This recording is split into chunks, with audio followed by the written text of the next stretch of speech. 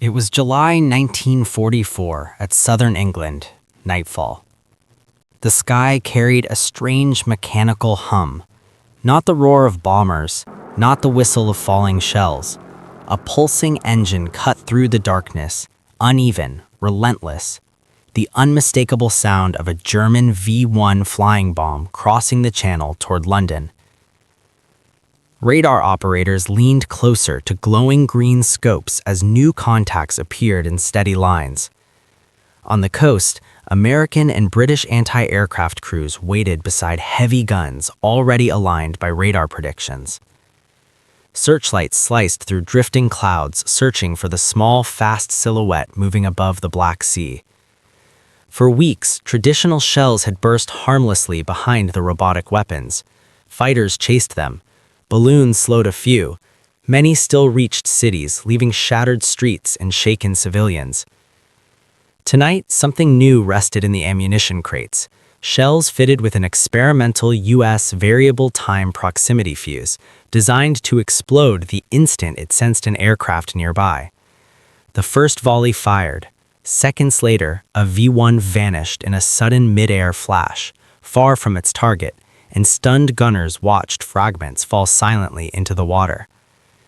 As more explosions followed, a quiet realization spread through the batteries. The defense of Britain had just changed, and the story behind this moment began long before that night over the Channel. By 1943, the war in Europe had shifted against Germany. Soviet forces pushed west after Stalingrad and Kursk, while Allied bombers struck factories, railways, and oil plants across German cities. Industry slowed, and Germany's air force weakened. Facing growing pressure, German leaders searched for a way to strike Britain without risking valuable pilots. At the Secret Research Center in Peenemünde, engineers developed new long-range weapons, including the Fieseler F-103, later known as the V-1 flying bomb. Smaller and simpler than a traditional bomber, it used a pulse jet engine and a basic autopilot to fly toward preset targets. Carrying about 850 kilograms of explosives and traveling at roughly 640 kilometers per hour, the V-1 was designed to hit British cities in large waves and overwhelm defenses without risking trained aircrews. Meanwhile, Allied planners prepared for Operation Overlord, the invasion of Normandy. Intelligence reports and reconnaissance photos revealed unusual concrete ramps along the French and Belgian coasts, all aimed toward London. Resistance networks confirmed increased activity. In August 1943, the Allies launched Operation Hydra to destroy Peenemünde. The raid damaged facilities and forced production underground, but failed to stop development as German engineers dispersed factories and continued assembly. By early 1944, Hitler approved mass production despite debates within German leadership. Thousands of launch sites appeared along the Channel coast, carefully camouflaged from Allied aircraft. Although British defenses had improved since the Battle of Britain, with radar stations, fighters, and anti-aircraft guns, they were designed to stop manned bombers, not fast, pilotless missiles flying low across the sea. After the Allied landings in Normandy in June 1944, German commanders began their long-range retaliation. On the night of 13 June, the first operational V-1s struck London. Civilians soon recognized the unsettling buzz of the engines and feared the sudden silence that came before impact. Within days, attacks intensified. Fighters and anti-aircraft guns responded, but many missiles still reached their targets, damaging neighborhoods and reigniting fear in war-weary cities. As the scale of the threat became clear, Allied commanders realized that existing defenses were not enough.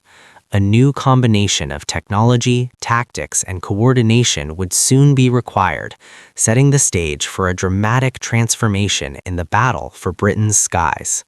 When V-1 flying bombs struck London in June 1944, Allied defenses reacted quickly, but success was limited. The missiles were small, fast, and flew low, making them difficult to track.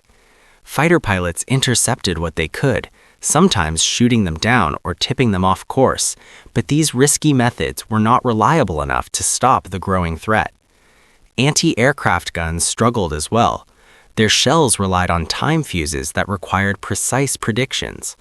Against fast, single targets like the V-1, explosions often came too early or too late. Barrage balloons forced some missiles higher, yet most still slipped through gaps in the defenses. Reports showed that too many flying bombs were reaching civilian areas, pushing commanders to search for new solutions. Attention turned to advanced technology. The American SCR-584 radar could automatically track fast targets and provide accurate aiming data to gun crews, greatly improving precision. But even with better tracking, gunners still faced the challenge of knowing exactly when their shells should explode. The answer came from a secret invention, the variable time proximity fuse. Each shell contained a tiny radio device that detected nearby objects and triggered an automatic explosion at the right moment. Years of testing had proven its effectiveness, but leaders had hesitated to use it over land for fear of enemy capture. As civilian casualties rose, commanders approved its deployment despite the risks. Anti-aircraft units were reorganized along the southern coast into coordinated defensive belts. Radar operators, gun crews, and command centers trained intensively, integrating the new technology into a unified system. As V-1 attacks continued and sirens echoed across Britain, the Allies prepared to test their transformed defenses in real combat, a test that would soon determine whether the balance of the battle could finally shift in their favor. By the summer of 1944, anti-aircraft gunners along England's southern coast were tired but determined. Many had years of experience fighting bombers and understood how human pilots behaved. The V-1 was different. It had no crew, no fear, only a steady buzzing sound that warned civilians seconds before impact. Gun crews worked long hours beside heavy artillery near beaches and cliffs. Radar operators called out coordinates while loaders handled shells at a relentless pace. The arrival of proximity-fused ammunition brought both hope and doubt. Soldiers were told the new shells could explode automatically near a target. Some welcomed the change, while others remained cautious, aware that new technology could fail under real combat pressure. Morale shifted quickly after the first successful interceptions. When a V-1 exploded safely in the sky, cheers spread through the batteries. Confidence grew from visible results rather than promises. Each destroyed missile strengthened belief that the defense line could finally match the threat, and that belief carried crews into the next phase of technological change. The variable time proximity fuse was a small but revolutionary invention. Inside each artillery shell was a miniature radio device designed to survive the extreme force of firing. As the shell traveled, it sent out a signal that reflected off nearby objects. When a target came close enough, the fuse triggered an instant explosion. Before this technology, gunners relied on mechanical timers set before firing. Even slight miscalculations caused shells to explode too early or too late. Against fast-moving V-1s, this often meant wasted ammunition. The proximity fuse removed the need for perfect timing by allowing shells to detonate automatically when near a target. American engineers spent years refining the design, protecting delicate electronics from intense acceleration and ensuring reliability in combat. Combined with radar tracking, the fuse became part of a larger system where machines provided accurate data and human crews executed each shot with growing confidence, paving the way for changes not only in technology but also in battlefield tactics.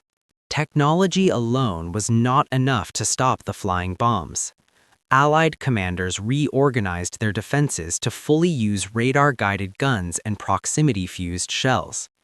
SCR-584 radar tracked incoming targets from long distances, while fire control computers calculated firing solutions in seconds. Guns were arranged in coordinated belts, creating overlapping zones of fire. As V-1s crossed the channel, radar data flowed directly to gun crews, allowing shells to explode near targets with far greater efficiency. Interception rates improved quickly. Flying bombs that once reached London with little resistance now faced a concentrated defensive wall. Crews adjusted tactics daily, learning how to respond to changes in speed, altitude, and weather. As Allied defenses strengthened and the skies grew more dangerous for incoming missiles, German planners began to notice their weapon losing effectiveness, setting the stage for the next perspective, where expectation collided with battlefield reality. When German planners approved the V-1 campaign, many believed it would become a powerful weapon against Britain. The flying bomb required fewer resources than manned aircraft and carried no risk to trained pilots. Launch crews along the French and Dutch coasts worked constantly, sending waves of missiles across the channel. Early strikes that reached London reinforced confidence that long-range weapons could bypass Allied defenses. By mid-summer 1944, however, results began to change. Fewer V-1s reached their targets. Some crashed into the sea, while others exploded before reaching cities. German engineers struggled to explain the sudden decline. The weapon had been designed to overwhelm traditional defenses, yet interception rates were rising rapidly. Launch operations continued, but uncertainty grew inside German command. Without understanding Allied technological improvements, adapting tactics proved difficult. The growing gap between expectation and reality quietly weakened confidence, pushing the campaign toward a turning point shaped not by German changes, but by Allied innovation and coordination. Allied success depended on strong leadership and coordination. British Anti-Aircraft Command under General Frederick Pyle worked closely with American engineers and radar specialists to create a layered defensive network.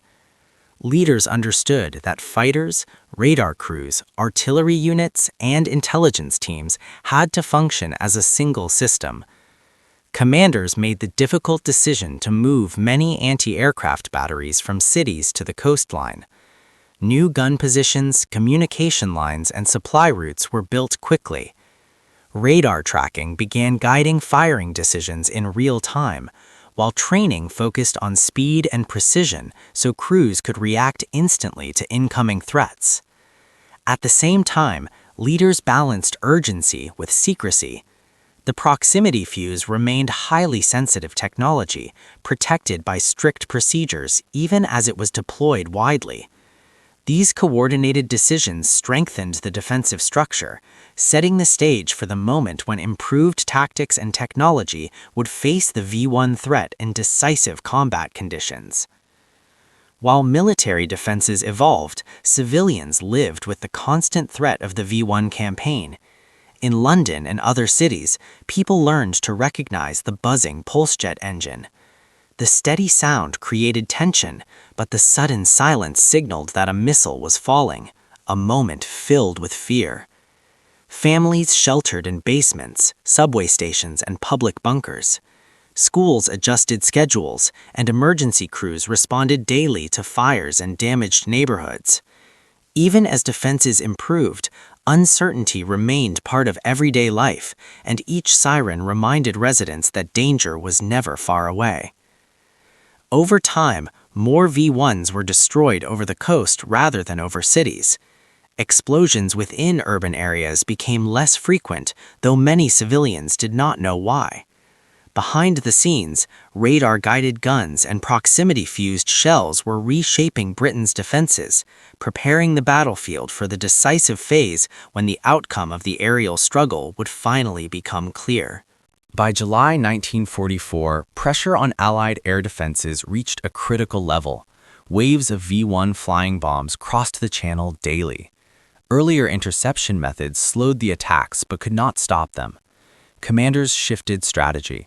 Instead of defending cities, they would destroy the missiles at the coastline before they reached civilians. Anti-aircraft batteries formed a dense defensive belt along beaches and cliffs from Kent to Sussex. SCR-584 radar units tracked incoming targets automatically, sending data directly to fire control centers. Guns adjusted aim within seconds of detection. Every part of the system focused on speed, coordination, and precision against the fast-moving threat. At the same time, Allied forces deployed the American variable time proximity fuse on a large scale. Ammunition was handled under strict security, and crews trained intensively to combine radar tracking with the new shells. The first major tests of this redesigned defense came during tense summer nights as waves of V-1s approached the coast. Results appeared quickly. Shell bursts began exploding close to incoming missiles rather than randomly across the sky. Several V-1s detonated mid-air before reaching land, their fragments falling into the channel. Reports confirmed that interception rates were rising sharply. Commanders studied daily data, refining tactics and repositioning guns to strengthen the defensive wall. German launch crews continued firing missiles, unaware of the technological shift. From their perspective, launches were normal, but fewer weapons reached targets. By late July, the southern coast had become one of the most advanced air defense zones of the war, where radar-guided guns and proximity-fused shells steadily reshaped the battle, leading directly into the most intense phase of V-1 interceptions yet to come. By August 1944, southern England's coastal defenses had reached full strength. Radar stations scanned the channel continuously, anti-aircraft guns formed long defensive belts, and fighter squadrons patrolled beyond the coast. Instead of relying on a single method, the Allies created a layered system where every incoming V-1 faced multiple defenses before reaching land. As German launch crews increased missile attacks, Allied responses became faster and more precise. Early radar detection gave gunners more time to calculate firing solutions.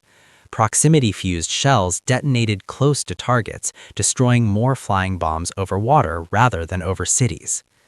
Coastal kill zones emerged where radar-guided batteries fired in coordinated patterns, allowing multiple units to engage each missile in sequence. Operational reports showed interception rates rising sharply. In several sectors, more than half of incoming V-1s were destroyed before reaching inland targets, and percentages continued improving as crews gained experience. Radar teams refined tracking methods, and gun crews adapted to speed and altitude changes, making the system increasingly effective with every engagement. German planners noticed fewer successful strikes, but struggled to identify the cause. Engineers searched for mechanical problems, unaware that Allied radar coordination and proximity-fused artillery were reshaping the battlefield. At the same time, Allied fighters and naval guns added further layers of defense, accelerating the decline in V-1 effectiveness. By early September 1944, the offensive had lost much of its impact. Advancing Allied ground forces captured many launch sites, further reducing the threat. The skies over southern England grew quieter, and longer pauses appeared between alerts. Yet even as the danger faded, the wider consequences of this defensive breakthrough were only beginning to shape strategy, morale, and the next phase of the war. As Allied forces pushed deeper into France and Belgium during late 1944, many V-1 launch sites were captured or destroyed, and the flying bomb threat against Britain declined sharply. Still, military planners knew the lessons learned during the defense would shape future warfare. Reports from anti-aircraft units and research teams were carefully analyzed as commanders worked to understand why the new system had been so effective.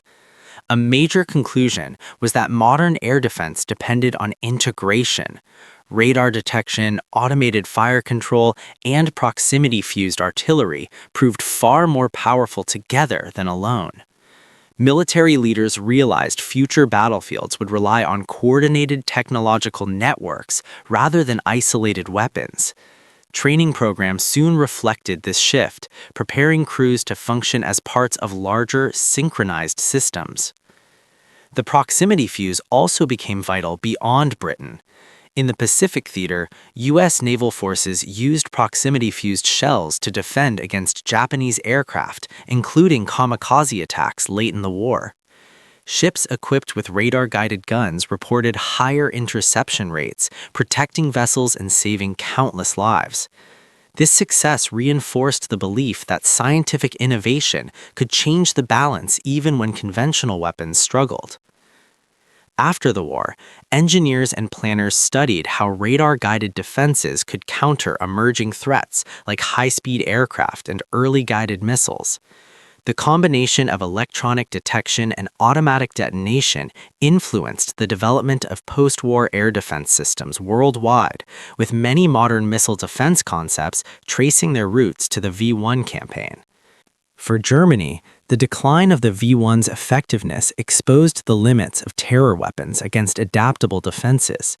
Even the later V-2 rocket could not reverse the war's course as Allied technological momentum and industrial strength continued to grow. By the final months of the conflict, Britain's skies grew quieter, yet the experience left a lasting mark on military thinking, demonstrating how cooperation between scientists, engineers, and soldiers could protect cities under extreme pressure, setting the stage for a deeper reflection on the legacy of this technological and human struggle. The battle against the V-1 flying bomb was more than a contest between weapons. It showed how science, organization, and human determination could change the direction of a crisis. The proximity fuse did not work alone.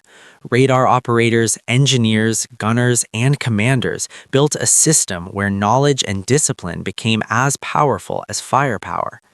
Each mid-air explosion over the channel represented not just a destroyed weapon, but a life possibly saved on the ground. For civilians who lived under the sound of the buzzing engines, the gradual reduction in impacts meant something deeply personal. Streets once filled with smoke began to recover. Families returned to routines that war had interrupted. Many people never saw the technology that protected them. They only noticed the silence growing longer between alarms. Behind that silence stood years of research, careful planning, and the courage of crews working through long nights. The V-1 campaign also revealed a turning point in modern warfare. Technology was no longer only about larger guns or faster planes. Electronics, computing, and scientific innovation became central to defense. The success of radar-guided guns and proximity-fused shells shaped future strategies and laid the foundation for modern air defense systems used around the world today. In the end, the story is not just about machines, but about adaptability. When faced with a new threat, Allied forces learned, adjusted, and responded with precision rather than panic.